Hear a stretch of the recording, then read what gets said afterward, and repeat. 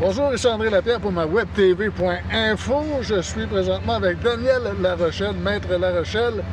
Maître Larochelle, vous avez fait un communiqué cette semaine demandant au gouvernement du Québec d'envoyer les factures.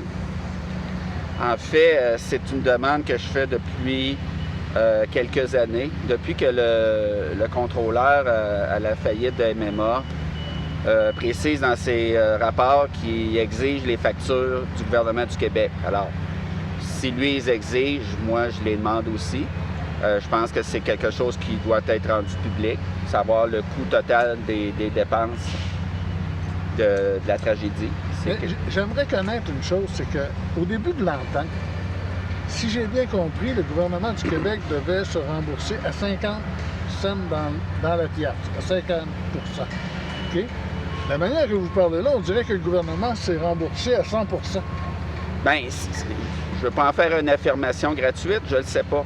C'est ça que je veux savoir. Je veux savoir les montants que le gouvernement du Québec a payés. Donc, et ça fait en sorte que ça pourrait changer certains chiffres, mais le premier objectif pour moi, c'est de savoir combien ça l'a coûté. Puis ce qui m'étonne, c'est qu'il n'y a pas beaucoup de médias qui ont travaillé ce dossier-là. Ça a passé sous le radar assez souvent, et là, 8 ans après, on ne le sait pas encore, et c'est curieux. Puis c'est parce que ça peut avoir plusieurs impacts. Le premier impact, c'est qu'il y a une poursuite contre CP. Évidemment, CP, lui, va demander à savoir le montant, parce qu'il y a un principe en droit, c'est qu'on ne peut pas être payé deux fois. Donc, CP, lui, s'il est poursuivi, il va dire, ben moi, je veux savoir combien vous avez reçu du plan d'arrangement, puis il va faire la soustraction. Ça peut avoir un autre impact aussi, parce que ça peut avoir un autre impact aussi au niveau de nos victimes. Parce que si la dette du gouvernement est moins élevée, ben on risque d'avoir plus d'argent disponible pour nos clients. Ça, c'est le Quand est-ce qu'il va y avoir... Là, vous avez fait la demande. C'est fait, on passe si on ne répond pas à votre demande, ça va? Y a-t-il un autre procédé que vous voulez travailler? Ben moi, je demande que ça se fasse via les médias, que ça soit rendu public. C'est pas moi, parce que j'en ai fait une demande au niveau de la loi de l'accès à l'information, puis j'ai eu des documents préliminaires, mais ça fait 2 ans.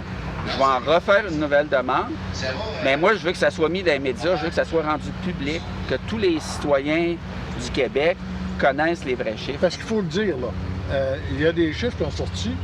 La problématique, c'est qu'il y a 3-4 chiffres qui ont sorti. C'est pas les mêmes montants de partout. Ben, moi, j'ai retrouvé un article de la presse en 2014. Déjà en 2014, on nous dit qu'on n'est pas capable d'obtenir les informations. En 2019, il y a un journaliste d'enquête avec qui j'ai communiqué. Lui, il a une source au gouvernement. C'est confidentiel, là. Je ne peux pas nommer la source, qui, lui, a obtenu les chiffres du gouvernement. Et ça, c'était en mai 2019. Et on lui dit c'est la facture presque finale. Puis en mai 2019, on avait une dépense de 280 millions, payable à 50 % par le fédéral. Donc, moi, quand je regarde ça, je me dis la dette du gouvernement du Québec, c'est 140 millions. Est-ce que dans l'entente avec le fédéral, c'était dit que le gouvernement provincial devait rembourser des sommes? Ça, je ne le sais pas. C'est ça que je veux savoir. Je veux que ça soit clair, je veux que ça soit transparent, puis qu'on comprenne les vrais chiffres. M. Larochelle, merci beaucoup. Merci, M. Lapierre.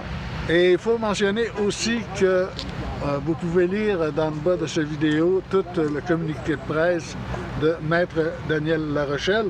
Fait qu'encore une fois, je vous invite à vous abonner à ma page Facebook, ma webtv.info. C'est André Lapierre.